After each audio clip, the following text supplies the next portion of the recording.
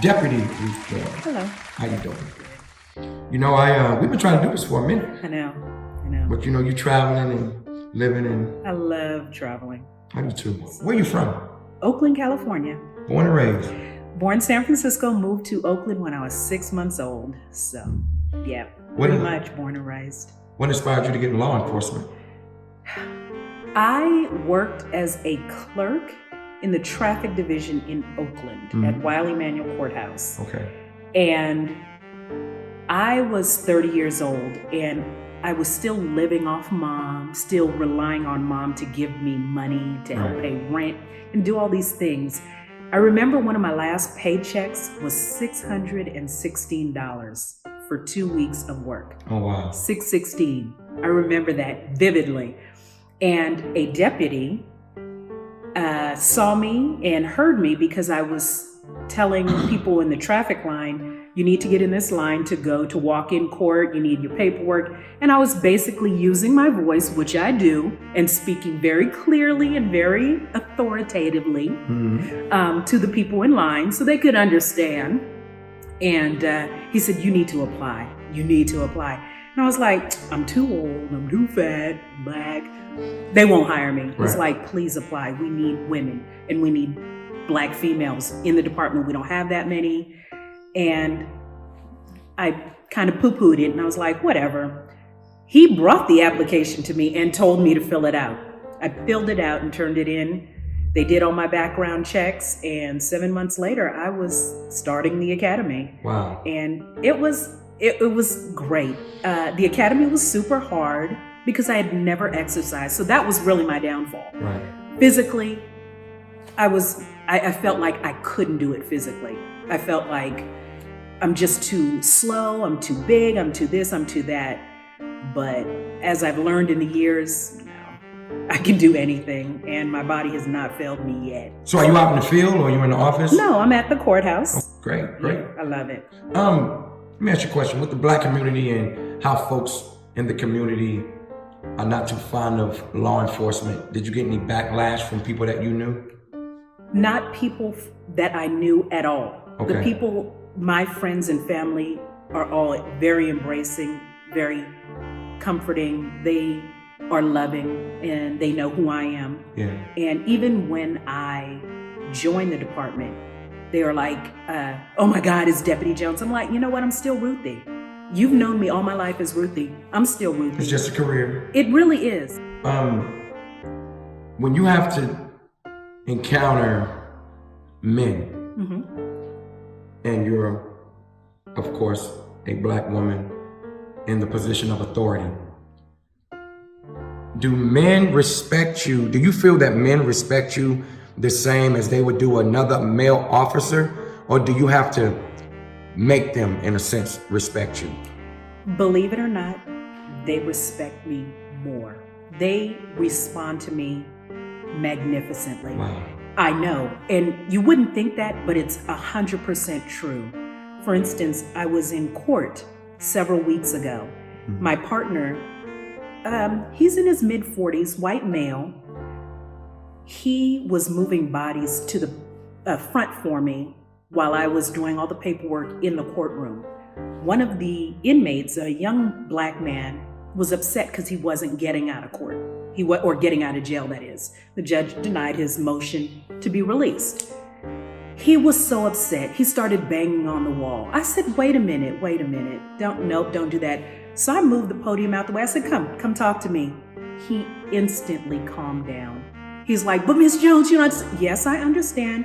You're not going to take that 3 years felony just because you want to get out of jail today. Your attorney is right.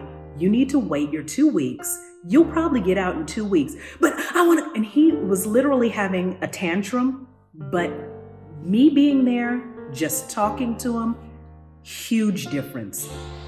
Ever since the beginning, I've never been one to yell. I'd walk into a housing unit. If they're making a lot of noise, I just stand there and I wait until they quiet down a little bit. And I tell them right up front, I'm not the yelling deputy. I'm not the cussing deputy. So you're going to respect me and I'm going to respect you. instantly people are like, oh, she's serious. I'm very serious. And if you don't want to listen to me, I'm leaving, and you will get 0. That's number one. But I've always been like that. And I don't know what it is about me. It's just a very calm, it's my mom. I noticed that when you came through the door. I noticed that when you came through the door. It's my mom. I get all that calm but authority, very clear from my mom. She's always been like that. Let's change the direction real quick. Okay.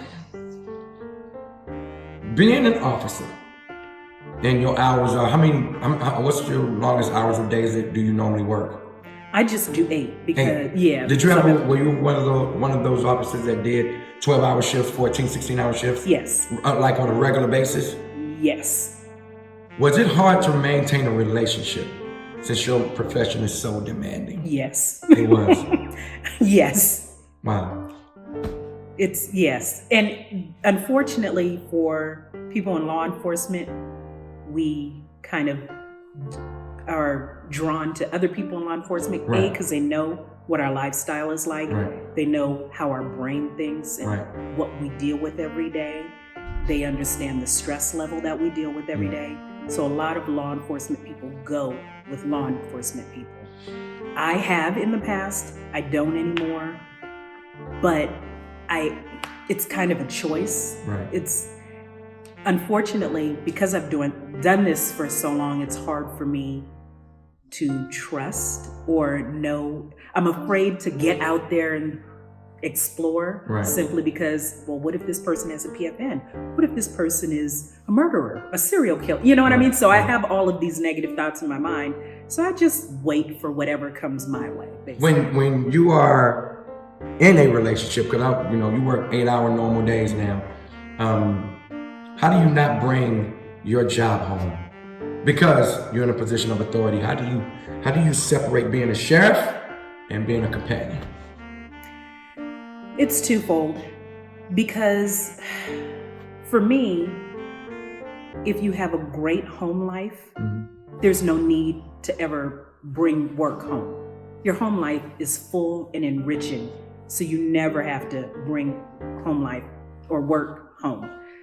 In the past, because it was another officer that I was dating, it all meshed kind of.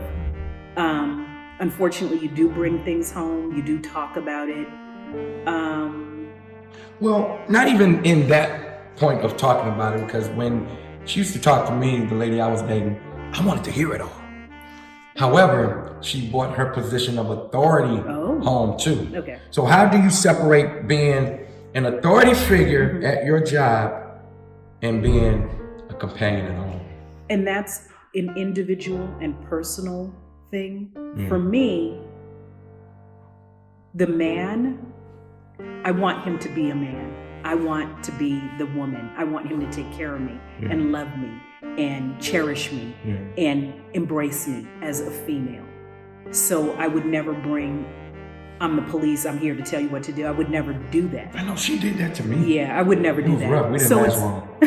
So that's why it's an individual thing. It's people's personalities as well. So my personality is not like that. You said earlier that you were living with your mother and money was crazy and everything. There's a lot of people who feel stuck. They feel they can't get out of their current situation. And remember earlier when I was saying I hate excuses? I hate excuses. Everybody's not as driven as we are to make our lives better. Me and my brother, we've had that conversation as well. What would you say to anyone, especially a woman, who feels stuck in a current unpleasant situation in life, who feel as if they can't get out of their current state of unhappiness? The first thing I would look at is it fear keeping them from doing whatever they want to do? That truly is probably what that person's issue is. They're fearful of stepping out into the world and learning. Yes, you're gonna fall. Yes, it's gonna hurt. Keep going. Keep going. Nothing stays bad forever. Everything gets better. Your bottom, you're not gonna go further than that. Everything gets better. For me, I would tell the female, stop acting on fear. Stop being fearful of what it is. Oh, but I can't go and do that. Yes, you can. Why can't you? No, because I don't know how to. Then why don't you learn how to do that? Why don't you go to school? Why don't you do something to get yourself out of that mindset of, I'm too afraid, I can't do anything without. No, you can do anything you want to do. It's the fear of what's going to happen, the unknown, that's keeping you from trying. Try it anyway. Try it anyway. You ever wanted to quit while you was going through your training? Yes. You ever wanted to quit? Yes. Like, I'm not doing this. Yes. It was either week 7 or week 11. I cannot remember. It was in the academy. They had been exercising us. I was tired. I was hungry. I stopped calling mom because I didn't want her to keep hearing all my why crying. I didn't want to go to her with all my crying because I didn't want to bother her. I showed up at my mom's house in my PT gear, dirt in my poor little natural hair. I looked like a little kid. I had mud in the back of my hair, all over my clothes. I just walked in. I said, Mom, I'm so tired. And she's like, how come it took you so long to come home? I just started crying. I said, Mom, I didn't want to burden you. She said, you will never be a burden. I said, I want to quit. She said, don't ever quit. Make them take it from you. Don't you quit. I said, okay. She said, just go back tomorrow. It's a different day. I said, okay. I went back the next day. It was a different day. Things looked up from there. You have to keep moving forward. Nothing's bad. You just keep one step in front of the other. You'll get to where you're going if you just keep going. Keep walking. I must say, this is probably one of the most delightful interviews I've done. All right. Deputy Ruth Jones, I thank you. You're very welcome. Thank you for coming in. You're very welcome. Are you leaving town anytime soon? I'm going to New Orleans in September. See, ladies and gentlemen, you can do this. All you gotta do is put your mind to it. This is ELO Global, and we will talk to you soon. Thank you, lady.